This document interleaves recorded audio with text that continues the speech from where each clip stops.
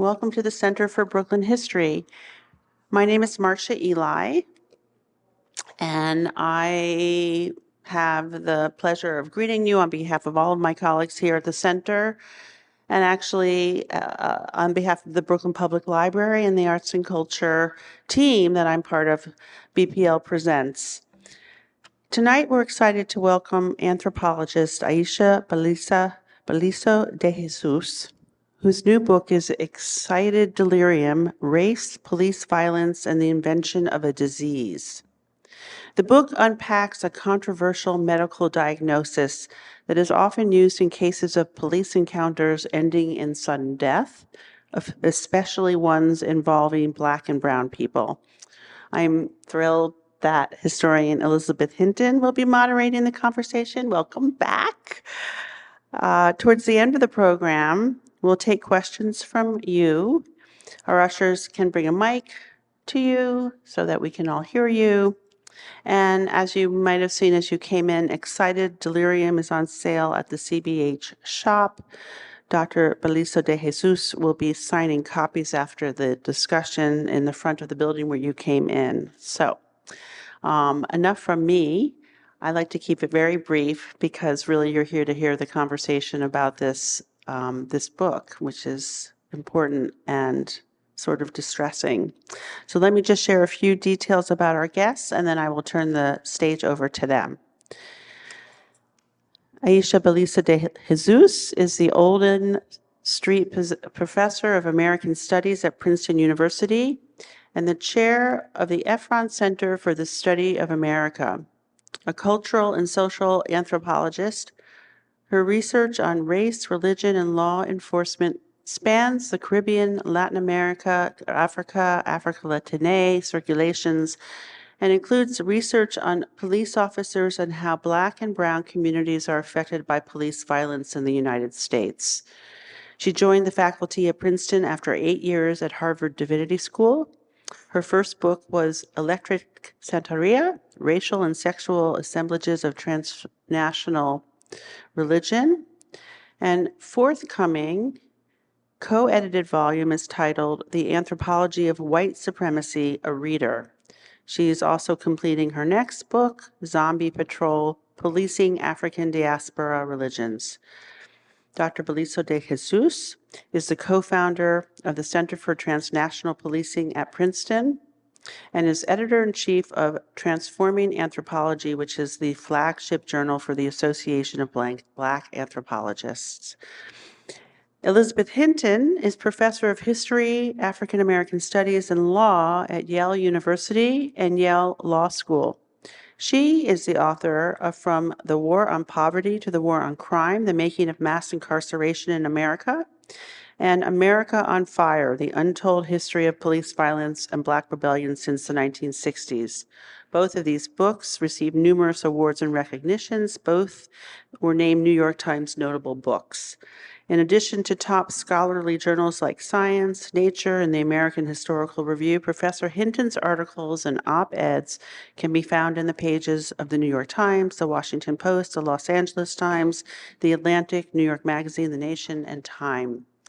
So we're really in for a very, very, very interesting conversation between these two extraordinary scholars and experts. I can't wait to hear their perspectives.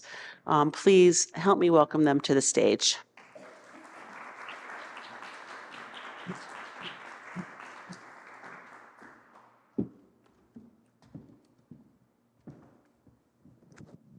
Thank you so much, Marcia, for that warm introduction. It's always such a pleasure and a joy to be here at the Center for Brooklyn History. Thank all of you for coming.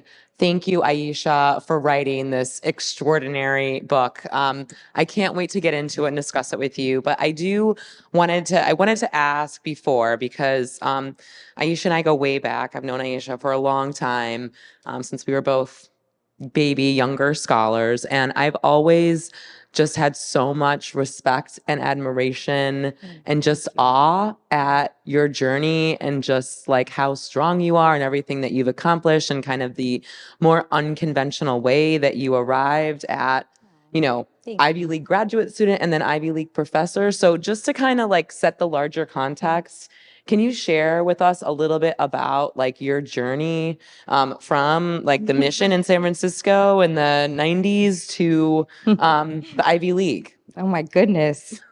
Just start with that, right? Yeah. Well, first I want to start by saying thank you to the Center for Brooklyn History. Thank you, Martha, for the wonderful talk, and thank you, Elizabeth, for this conversation. I'm so excited, and all of you for coming. And you know, it's been a long journey, and I think one of the things that this book has brought to the surface in many ways has been me having to reconcile with my own past and what does it mean for someone like me to be a scholar and to do this work. And so, you know, my trajectory, I think, is very non-traditional, right, in terms of scholarship. And it's really interesting because I never started off thinking I was going to be a scholar. When I was, you know, a teen mom and then, you know, at San Francisco State University, like doing my undergraduate work in La Raza Studies at the time, which is now Latino Studies, I just knew that the way that people were talking about the things that mattered to me were wrong. And I didn't have the vocabulary and I didn't have the language for that. But I wanted to ensure that I could be a part of a conversation that I didn't know existed yet.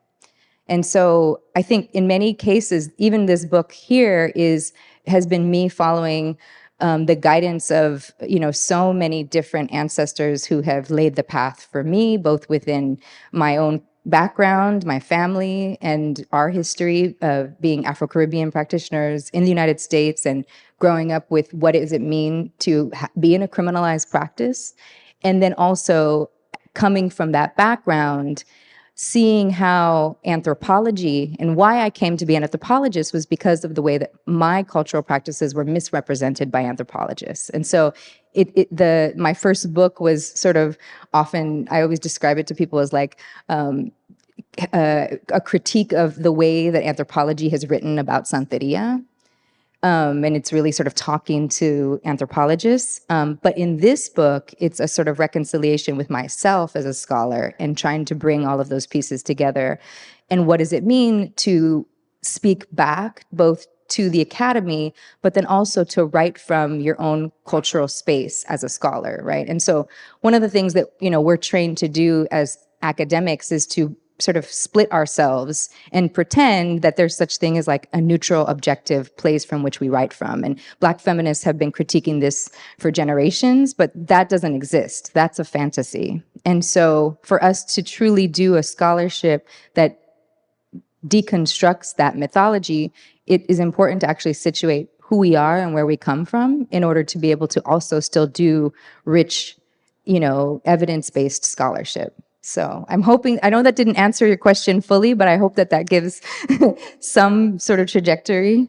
Well, we're going to get into a lot of the, I hope in our conversation, a lot of the stuff that you mentioned a little bit deeper, but I wanted to also just kind of like lay the table out in terms of all of the, like you're making so many interventions in this book. This book is covering so much.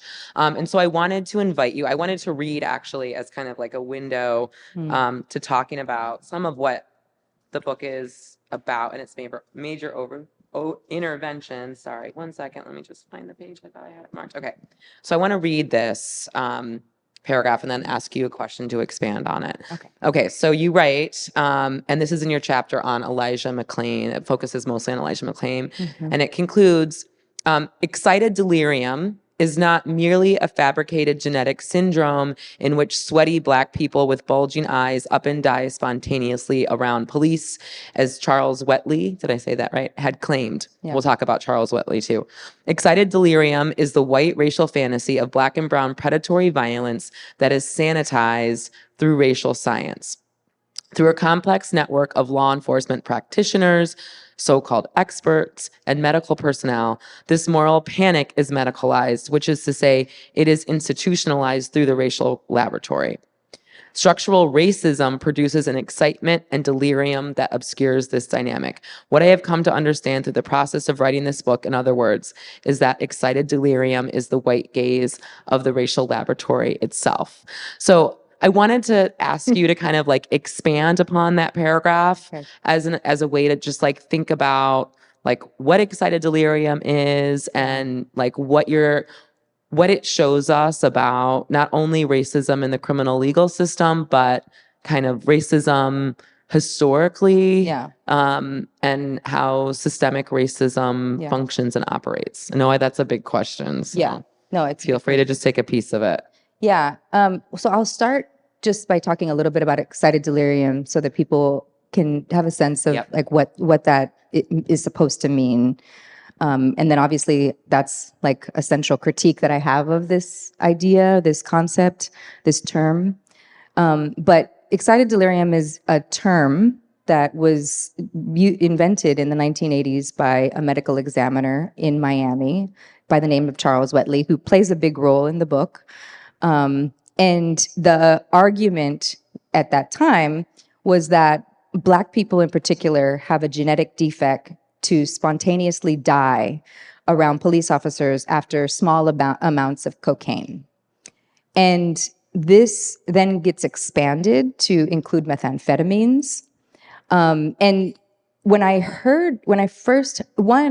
the term has operated as a death classification since the 80s, all over the United States, as well as in Canada, the UK, and I've found the uses of it in the Caribbean, as well as in. Someone just sent me an article saying that it's in Costa Rica, and that was really interesting. So just to think about like how broad this concept has gone, right? And of course, it's linked, for those of us who are scholars of criminal justice, like to past forms of medicalized violence, like drapetomania, right, which is a supposed disease that's that made slaves go crazy and want to run away, right? This pathologized racial biological way to think about Blackness as always perverse, and so there's a long history that excited delirium doesn't come out of a vacuum. But the fact that it's been able to operate for so long under the radar, and that no one, I hadn't heard about it until after George Floyd's death, right? And of course, George Floyd was one of the cases who's been called excited delirium, but when I first started sort of on this discovery, I became really obsessed with it, right? And because it almost like illogical to me that this could actually be used and justified for so long under the radar. And so the book goes through my pathway of discovering excited delirium and how I then link this to the criminalizing of Afro-Cuban religions, which is also a part of the story. But Elizabeth, what you were just pointing to about the question of really the kind of like theoretical intervention in the book is, of course, scholar is going to go straight to the theoretical intervention. But what you pointed to is my own sort of frustration with the question around police reform, right? And starting off, back years earlier when I was first approached to do research on the policing and criminalizing of Santeria, and trying to figure out whether or not there's redemption in reform. And through examining excited delirium and the layers of violence that are embedded in excited delirium, and also the collusion of medical practitioners, paramedics, law enforcement, the district attorney's office in the use of this fabricated disease, I came to this almost like an epistemic place. And that's this place of like the racial laboratory and how racial science, or how science reconfigures eugenics ideas deeply embedded in the practice of science. And so a lot of the book is kind of also unpacking some of the ways that Wetley handles Black Cuban bodies, right, through his use of tattoos diagnostics, and then his criminalizing of Afro-Cuban Santeria and Palo Monte, right? But there's a way in which the techniques and the practices of science making itself is implicated in this practice. And so that's where the racial laboratory comes for me. It's like a sort of way to try and unpack that anxiety of like my own complicity, right? Our own complicity with even like this idea of like being credentialed as scholars, and what does that mean? And how do we invest in this kind of like white supremacy, right? That is often, and I do want to get into some of, I think, what you call like the medicalization of law enforcement, Right. the way that a lot of this stuff is really hidden from us. And when you medicalize stuff, it helps make it more hidden. Like, I'm embarrassed to admit that I had heard this term excited delirium, but it wasn't until I read this book, and I'm like a scholar of mass criminalization and the Yeah. criminal legal system.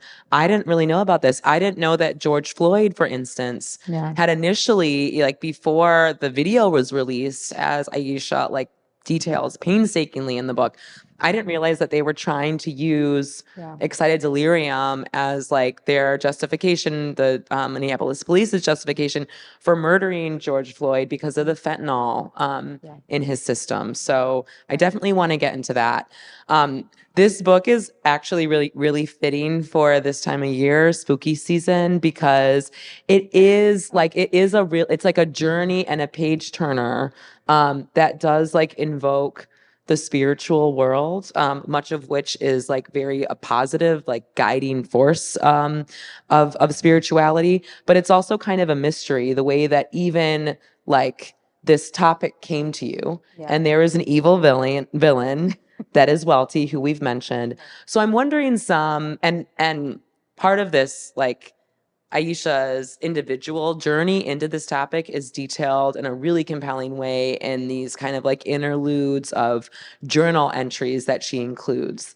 So it keeps like, as a reader, and this is very rare for academic books, like you're like, wait, what's going to happen next? And you're like, you can't like put it down. Like I found myself not being able to put it down, but then also kind of like, She loves me. especially, I do love her, but I also like love this work and know how important it is in terms of like the field and our understanding of a number of these things. So I'm just wondering if you can like bring us a little bit on that journey and like tell us like how you came to this and the ways in which like your ancestors and spirits like help guide you to understanding this topic and offering this really powerful critique. Yeah. The book is haunted, right? I start from the very beginning with being haunted. And what's interesting is, I come from a cultural system that regularly understands how to negotiate and work with spirits. And so haunting in and of itself is silly, unless there's a problem, right? At which point then you figure out what to do, right? So like in Afro-Caribbean practices, there's always a grandma and aunt, a parent who can help you figure out, and manage these situations. What was unique here, it wasn't that I was engaging with spirits, because that I've done all my life as an Afro-Caribbean person. What was unique was that the spirits were trying to help guide me to uncover the research. And so it wasn't simply get rid of these spirits, it was pay attention to the spirits, let them help me understand how they've been labeled excited delirium. And so it starts off with the story of this Afro-Latine trans woman that I'm going to go interview. A few weeks before I'm going to go interview her, I start having these recurring dreams.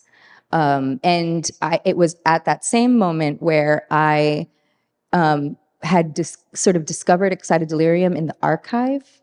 And I just couldn't stop thinking about it. It was one of those things where I was in a rabbit hole. You get into these research rabbit holes and hours can go by, 18 hours, and you look up and there's just like, where's time?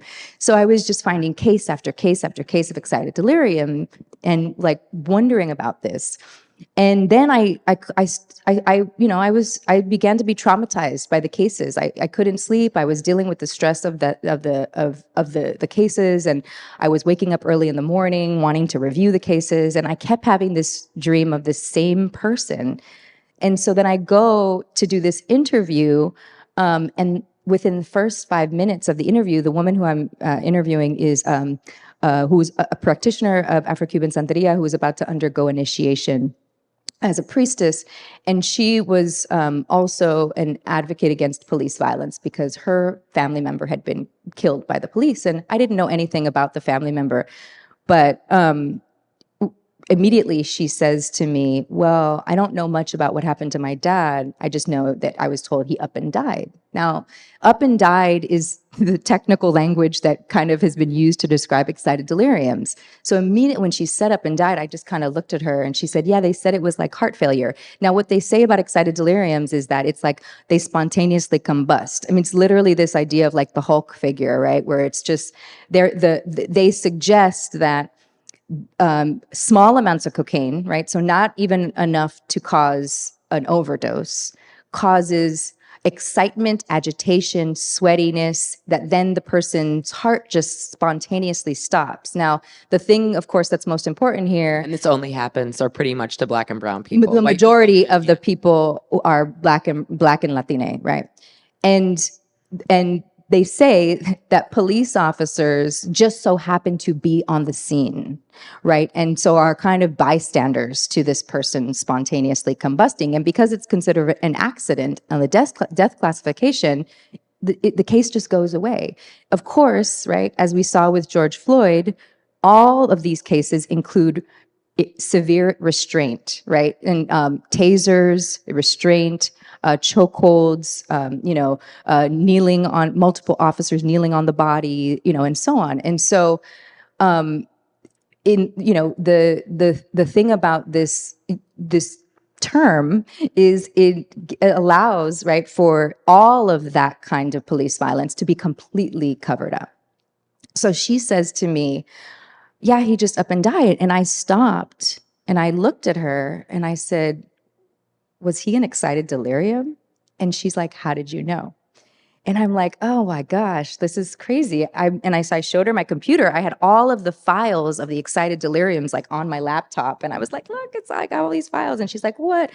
And so the story, I unpack her story. That's part of the ethnography that's in the book, as I kind of go through the story about she blamed her father for his death, right? A lot of excited deliriums are blamed for their deaths, right? Because they are considered to have died because of their drug abuse, right? And so they don't get reconciliation for their deaths. Their family members are upset with them for their deaths. So these spirits, and what was most interesting is she sent me a picture of her father, and it was the person that I had been dreaming about 2 weeks before I met her. And so I start the book off with his haunting, right? And how, how this story reveals the way that decolonial practices, right? That we can be scholars and we can do scholarship from our epistemologies and still do that scholarship in a way that is critical and empirical and based in research, but that also undermines the kind of implicit whiteness of the academy, right? And like how our practices actually reveal something even more powerful and more unique, which is to say, in this case, it was about listening to the spirits and allowing them to guide my research process. And so what I did was, in order to share that piece, I became vulnerable, and I shared my process of being traumatized by the research of discovering these murders and all of these deaths, and how I navigated my own healing through returning to my cultural practices as a sort of pathway. And so I offer in the book ethnographic journal entries that help guide people through the violence of the excited deliriums. I do want you to talk a little bit about Welty, and maybe actually I can like pair it. Okay. Because I feel like people need to know about this person, but also how this person reflects another major theme in the book and what you were just discussing in terms of like the framing of the book, which is the medicalization of law enforcement, or the like medical law enforcement complex. You're coining all these really important terms and bringing our attention, again, something that I, as a scholar of this stuff, just like hadn't thought about before I read this book, but the way that like, medical experts, doctors, experts in general are, and medical institutions are very much tied to criminalization and in many ways help conceal, justify horrific acts of abuse and brutality. So can you talk a little bit about, what the medical law enforcement complex is, and maybe, like the role of experts like Welty. Wetly. I keep on getting confused, okay. but L on the T. So it's really interesting. It's a very how do I say it? It's a complicated. I really tried my best to investigate and explore like him as full as I can, as full as I could with the archive that I had available. His pathway from 1980 Miami's, right? You think about the Mariel boat lift, which was at that time a huge influence around this, the development of Whetley as a figure in Miami, as a new medical examiner who starts to peddle himself as an expert on Afro-Cuban. He describes them as cults, right? Which I wholly disagree with the language of cults, but it's important to contextualize it within the criminalizing of the practices in law enforcement. And so he starts his journey as a law enforcement expert by as part of the Satanic Panic, which is this, now debunked conspiracy in the 80s and 90s that sort of purported that there was this satanic sort of network trying to infiltrate white suburban America. And you might know, like, Dungeons and Dragons were bad, right? So like games were bad. But then there was this idea, the Afro-Cuban cults in particular got brought into this and were seen as ritualistic crimes and things like that. And so the Satanic Panic started this whole network of experts who were paid quite well to go around the country and mobilize this. There was talk shows, there was workshops, there was even like borderline personality disorder comes from out of this time, right? And so Whetley is one of the cult experts in this circuit. And he starts off having no knowledge about Afro-Caribbean religions at all, except he starts a collection of dead bodies of Marielitos that had gotten onto his table, and he starts studying their tattoos.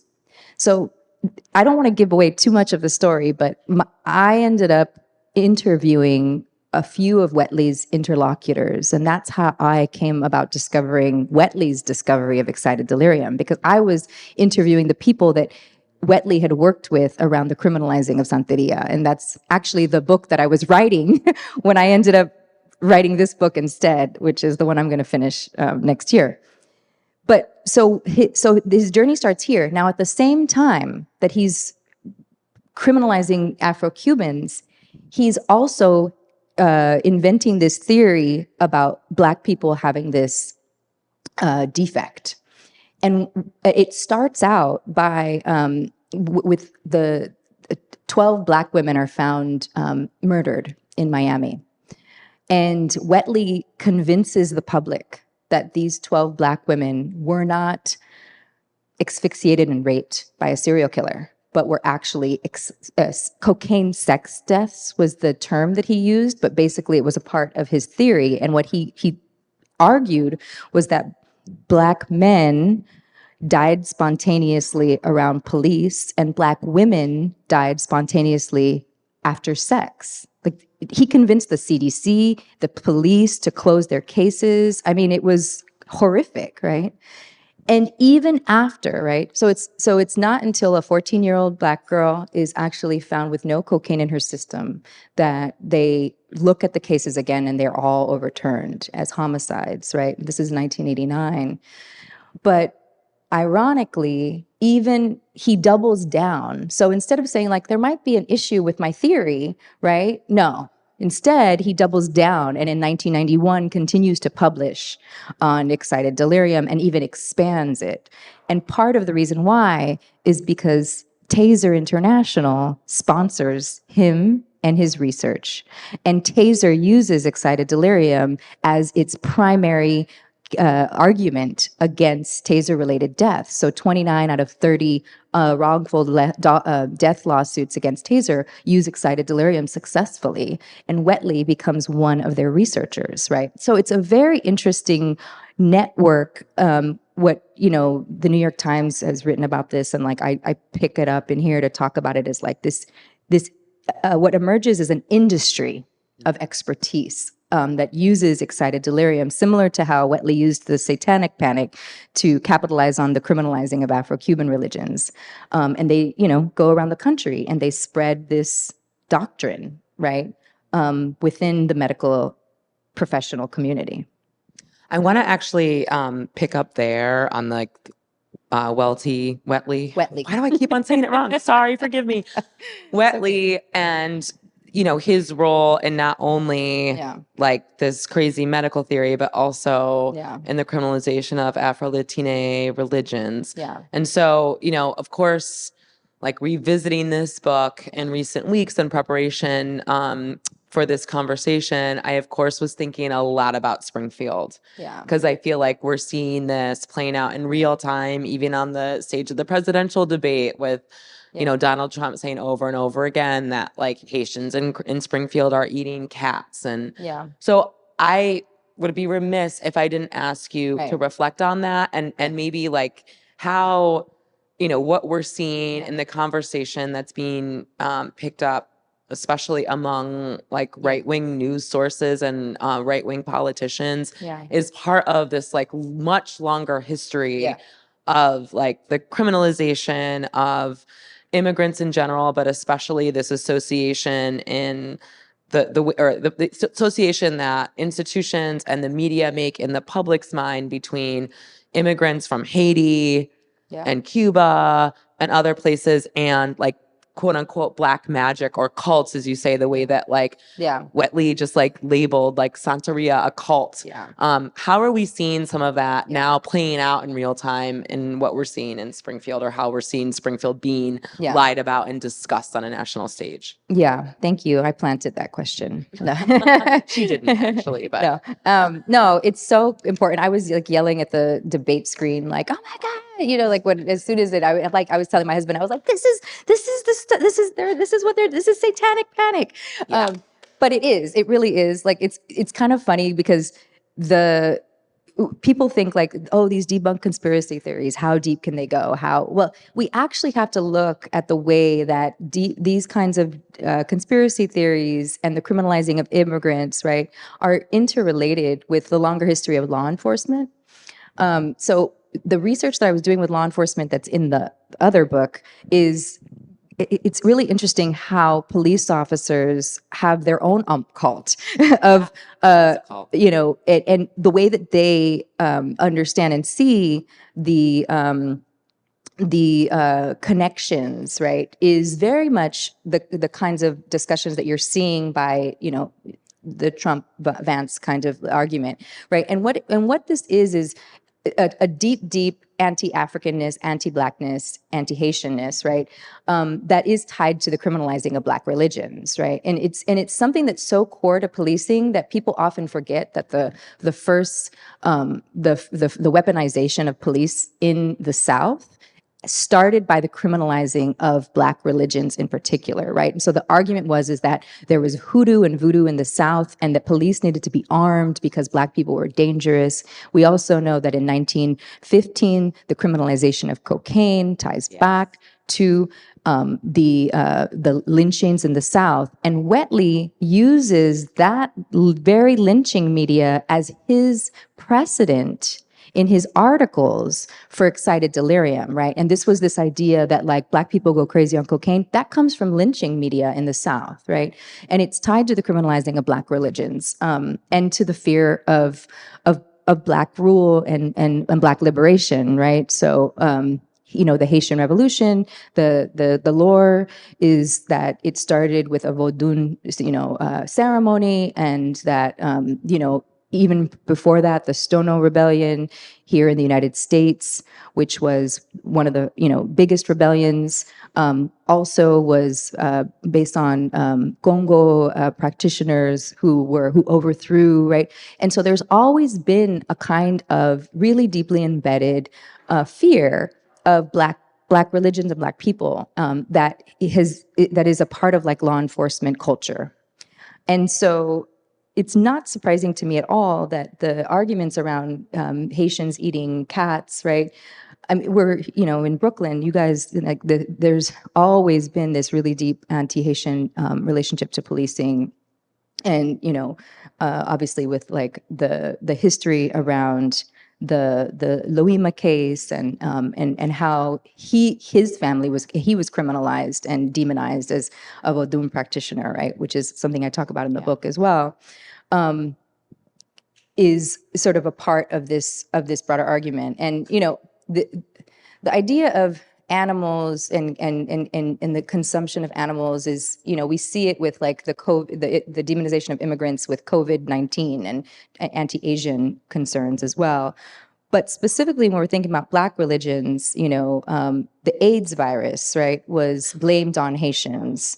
And similarly tied to Vodun practices, right? There's so as soon as you hear this argument around pets being eaten, we know that there is that this is touching into these really, really deep moral panics that have been that layer upon immigrant bodies in the United States and that experience. And so Excited Delirium emerges out of that history, right? Bringing together, on the one hand, these tropes, right, of like wild, crazy Blackness, unruly Blackness that needs to be stopped, and eugenics arguments around like Black bodies in particular, right? Sorry, I know that's like No, this is all over the great. place. No. Okay, so, and I'm also going all over the place because there's so much I want to talk about, and this book is just so rich. But so we've been talking a lot about the violence that happens as a result of these racist conceptions, ideas, systems, institutions. But one of the things that I really appreciated and loved about the book is the way that, you discuss, right, in like never before seen detail, the way that Afro-Latine religions are criminalized, but you also, and in many cases through the stories of your own practices and through the stories of your family, talk about the ways that Afro-Latine religions and spiritual practices are a really important tool to navigate, but also to confront, challenge, and overturn white supremacy and racism. So you talk about your uncle in California having ceremonies and like spiritual groundings on behalf of individuals and their family members who have been killed by police violence. Can you tell us a little bit about the way that these religions, as they are being criminalized, and maybe they are criminalized in part because they are a really important tool to help practitioners navigate, but also combat these very same racist and discriminatory forces? Yeah. One of the things that's that I try to do in the book and in the is also provide a counter narrative to the violence that we see, because I don't want to just reproduce that sort of hyper-erotic way of just visualizing like Black death over and over again. And so I also, and that's one of the reasons why I do locate like the vulnerability of like my family and myself in the book, to sort of turn the gaze as a scholar, not just on the people that I'm researching and studying, but also like back at what we're doing. And, hopefully it will provide people a pathway, a understanding of how these practices have always been in the aim of liberation, right? So what you're referring to is, so my uncle, our family is the holders of the bata drum, which come from the Yoruba in Nigeria, and have been talked about as like ancient text messages, right? They're kind of the long distance sounds that travel, that provide vibrations, that clean spaces and bring the energies up and heal people. And as there's, when you are honored with receiving the sacred drums, it's also a responsibility to the community that you engage and allow these drums to be able to do that work. And so my uncle Tobaji has, with his wife and a number of folks in the community, have been working with the families of people who have been killed by police violence, like Mario Woods or Oscar Grant, and taking the sacred Anya drums to the sites where they were killed, because also the locations matter, right? So the lingering of of that deed in that space matters, right? And so with the family members, bringing the vibrational activism to that space to be able to also offer another approach, right? A kind of counter approach, another form of activism, right? Among the many other kinds of activism that are available. And Uncle Tobaji talks about it as like, how the drums themselves like transform the space that we're in. And so I use that as a model to think about how these our traditions offer us insight into how we can both heal on the one hand, but then also hold accountability, hold the Justice Department accountable, hold police accountable, hold each other and our communities accountable. And so that's one of the sort of I think what I'm trying to offer, right, as part of the conversation as well. Do I have time to ask one more question, or should I open it up to the audience? I could talk to Aisha about this all night, and I have many more. One Okay. more. Okay. Okay. So let me just ask. I'm trying to. Okay. Can you? What do you think? Well, oh gosh, so many questions. What can we do now? Like we've expanded. Even our conception of the systems at play here with this book, I think, in really important ways. And so, you do talk at the end of the book of thinking about abolition and medical abolition. Yeah. And so, what do you think like the next steps are? Another, like, I guess I'll end with this big question. Like, what can we do to like raise awareness about excited delirium? Yeah. To try to prevent this diagnosis from continuing to be used to justify police violence. Yeah. Like what can I do? Yeah. What can we do? So excited delirium is still in use in some cases. So 3 states have undertaken banning it. So I think California, Florida, Colorado. And Florida has, I have to say, was not not it's expecting very that. interesting, right? California and Colorado, I get. Yeah, and New York is in the process of reexamining. Okay. So I think there has been an increasing. All of the medical associations have come out against it. So the American Medical. So it was never acknowledged by the American Medical Association, the American Psychiatric Association, the World Health Organization. It didn't have a statistical code. It couldn't be studied, right? But because it's not a real thing. Because it's not a real thing. But it was acknowledged by the American Medical Examiners Association and the American Emergency Room Physicians. And so because of those 2 organizations, it allowed for it to be used as a death classification. Those 2 organizations just this year came out against it. Okay. Yeah. But I have to say, so expanding, I'm doing a documentary right now. Yes, I got a grant. I forgot to tell you. I got a grant, and I've been working on it all summer, so I'm almost done with the documentary. It's a short, but I'm hoping it's really cool. And that will be something that I want to across medical groups and law enforcement and so on.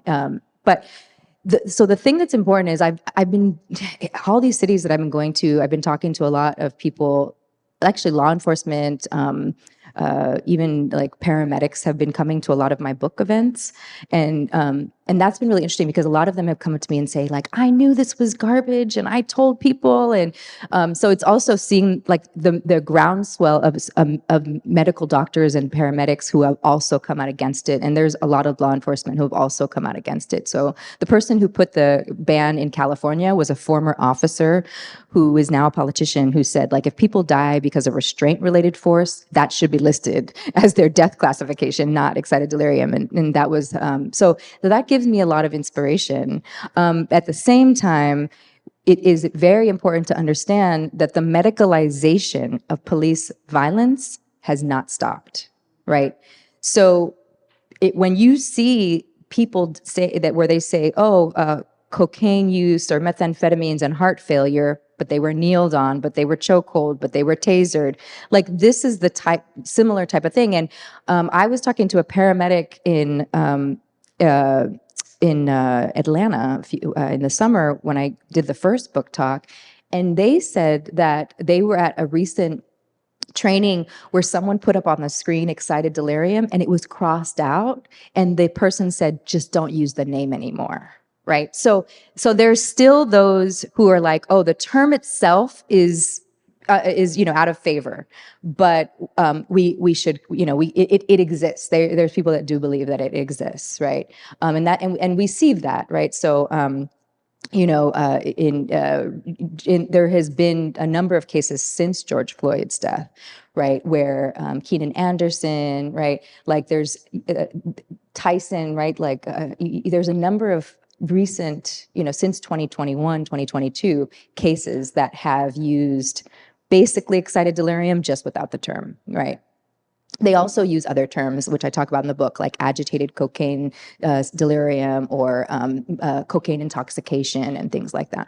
So I one of the reasons why in the book I say like excited delirium isn't this fabricated diagnosis. It is the gaze, the white gaze, right, of the racial laboratory is precisely this argument. Like we can't get caught up in the term, right? It's the process, the practice of the racial laboratory itself, right? That's making these deaths medicalized. So, See, we planned it that way. Now we've come full circle. Full circle. Back to that See? opening paragraph. Right? And with Right. that, Yeah. let me hand it over to you all for questions. Please join the conversation. Yeah. Yeah.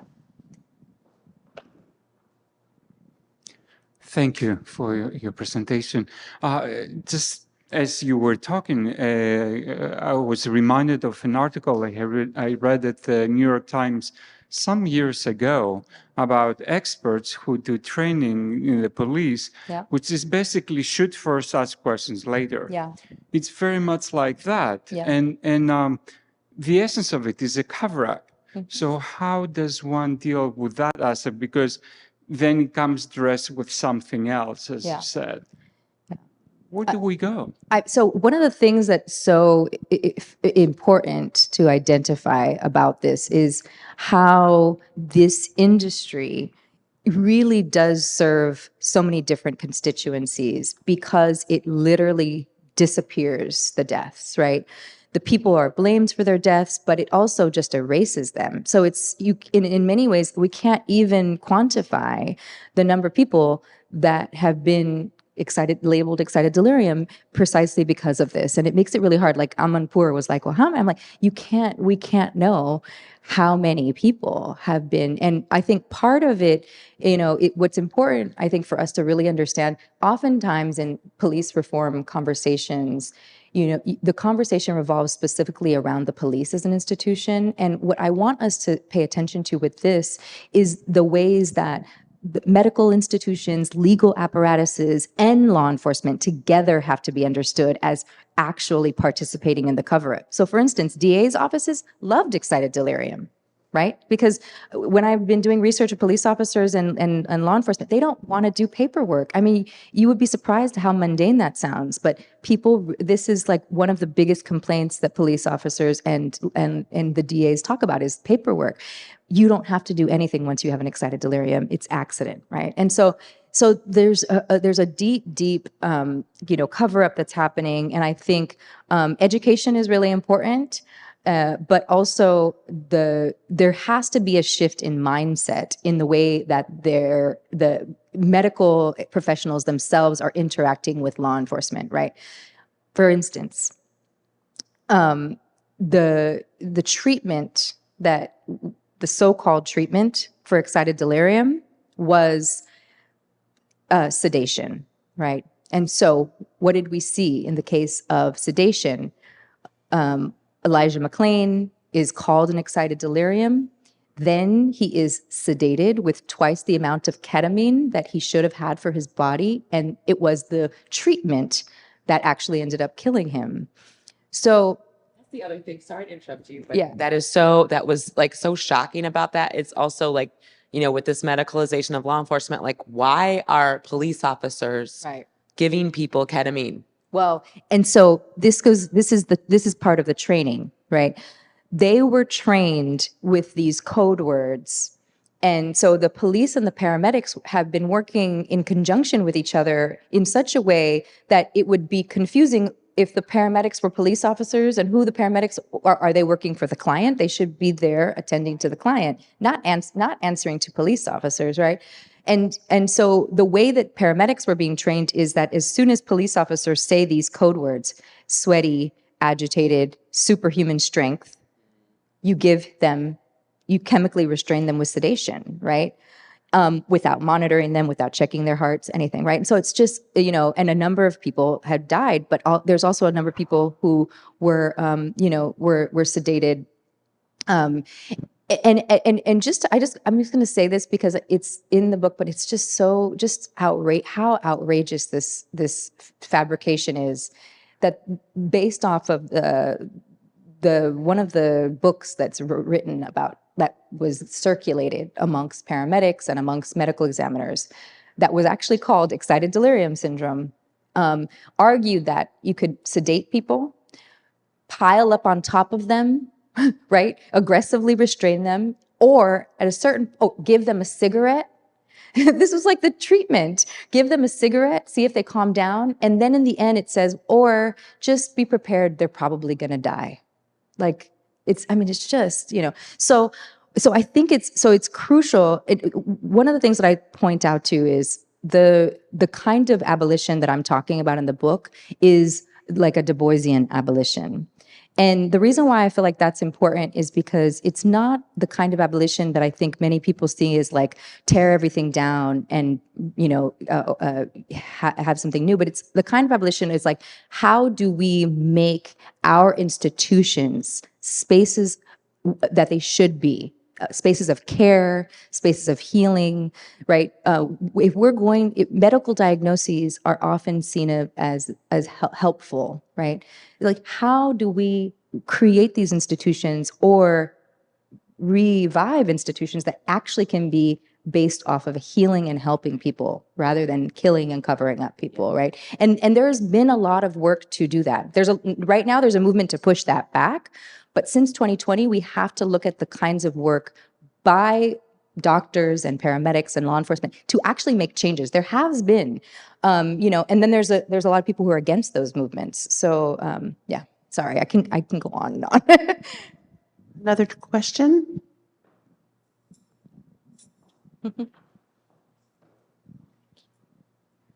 Hi, I was sent here by your son and daughter. Oh my gosh. Yes. This book is so important, one of the best books I've read this year in general. I also grew up in the Lukumi household. My mom is a priestess, I'm a priestess. And what I often struggle with as being someone who grew up in a very particular New York City, where we didn't talk about what we did. We didn't wear our leques out. Yeah. My mom only wore one manilla. Right. Now there's also a wider representation, more conversations about these practices. Yeah. How do you navigate coming from a background, continuing to practice, still being in a society where we are practicing a religion and a spiritual modality that is, on the one hand, incredibly exclusive because you can't talk about certain things if you haven't been through certain ceremonies and processes, but then also balance that with wanting to help, decriminalize or speak, truth about what we do and like help it in that sense. Because I often struggle with this is super sacred. It's existed because of secrecy in a way. Right. But then also I want to share, I want to educate so that people don't think that we're eating cats and dogs and that we're practicing black magic or that it's spooky, like how do you navigate that? Yeah, thank you. Hello, nice to meet you.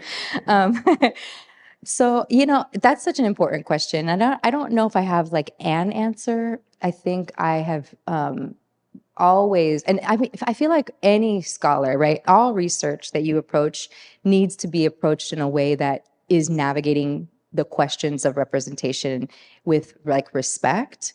And because any community, like especially for anthropologists, but I feel like historians probably struggle with this as well. Like I'm sure there's things you find in an archive that you're like, this shouldn't be disclosed. Like maybe, so I feel like any approach to scholarship always has to be respectful and have a purpose, right?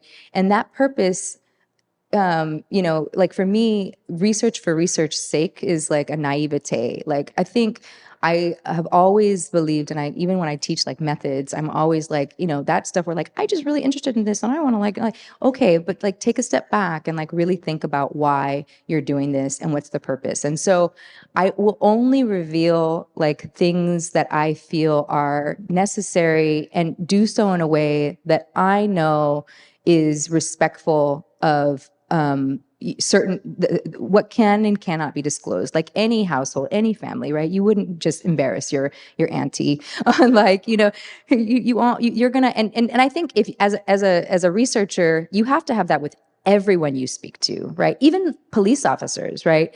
And so in the book too, I really did a lot of effort to complicate Whetley's character. I actually looked into, it was really interesting. There was a lot of things about him. He did invent this and he did have like eugenicist beliefs, right? At the same time, interestingly enough, he was also one of the expert witnesses for the Santeria Church when they were going against the city of Hialeah that ended up going to the Supreme Court, right? And he was testifying on behalf of Santeria, right? So it's so complicated, right? So I was trying to think about like how to navigate that, right? But in terms of like the spiritual practices themselves, I think that there is something in scholarship that can become exoticizing, whether it be accounts of violence, whether it be ethnographic moments, whether it be a retelling of a story. And I always try to write in a way that doesn't sensationalize or exoticize, but humanizes, right? And it's a delicate balance, especially with ethnography, because you want to tell something that people want to read, but you also don't want to tell something that makes it so that it like reproduces that same kind of violence. So I talk a lot with folks about like things, and then I will be also part of putting myself in the book was like a way for me to put myself out there. I'm a tenured full professor at 2 Ivy League schools. I've gotten to a place where I have a kind of credential and credibility that I feel like part of giving back to my community is to say, people like us can do this work, right? And so, my daughter, my children can also like do that work, right? And so it's complicated. I don't know if it's like a perfect answer, but I hope that it gives you, yeah. I think we have time for one more question. So you had mentioned that excited delirium is no longer allowed in California, no longer allowed as a diagnosis. As a use, as a death reason for classification. a death classification in those 3 states, and that New York's thinking about it. Is this very recent? And is this 2023. Okay, and is this representative of a movement that's afoot in other states as well? So there's there's some groups that have been taking it up recently and are starting a campaign against it. I actually just met with them a few weeks ago, and creating awareness around excited delirium and trying to get legislation on the books to ban its use. There's a number of moves to ban it from training manuals and in both hospitals as well as for law enforcement. So yeah, there's significant, especially 2023 was really like a lot of people, I think, noticed after Chauvin's. So in Derek Chauvin's trial, right, for the murder of George Floyd, they used excited delirium as in the defense, and it wasn't successful. But that brought a lot of attention to it, and so a number of cases since then began to be re-examined, like Natasha McKenna, who was tasered to death and called an excited delirium in 2015. Elijah McClain was also another one who went back. They went back. And so a number of cases have been reexamined since George Floyd's death that allowed for, I think, a questioning, a widespread questioning. And there are some people that still argue that it's true. So, yeah. Yeah. Is that all? Elizabeth, do you have a final question? Oh, I can ask another question. Okay. Oh my gosh, what was one of the ones? Oh, yes. So you kind of alluded to this already, but can you tell us what's next for you, what you're working on next, and how it relates to Yeah. the Excited Delirium book? So I was writing the book that's the ethnography that I was doing with all of the police officers. I've been researching police officers, how police officers are trained, and then also the criminalizing of Afro-Cuban religions. And so I did, 15 years of research on that. And it was that book that led me to this book. And I ended up pulling them apart because it was 600 pages and it was too big. And I have the other half of that book, but really what it's looking at is this question of how animal sacrifice or animal slaughter has been used to criminalize practices in the United States, despite like the industrialized meat production that we have and that the United States is built on, right? And how do we think about this relationship between, animal rights and human rights, particularly we're thinking about like constitution and religious freedom. And so I'm sort of bringing the way that police are trained and then practitioners are criminalized together to help us rethink the relationship between animals and racialized humans. So It's excellent work. I Thank can't you. wait to read it. It's like the next installment of this. So yeah, so it's the op-ed of the hate, why the Springfield lies and all of that. Yeah. So I just want to thank you so much Thank for you. shining a spotlight on this. It's bonkers. Yeah. It's incomprehensible, actually. I know. And Elizabeth, thank you so much for being a masterful moderator, always. And thank you all for coming Yeah. tonight. Please explore the book. We have copies. Thank you. Take a look, You wanna flip buy through this it, and book. continue the conversation with Aisha at the front of the room. Thank you Thank for coming.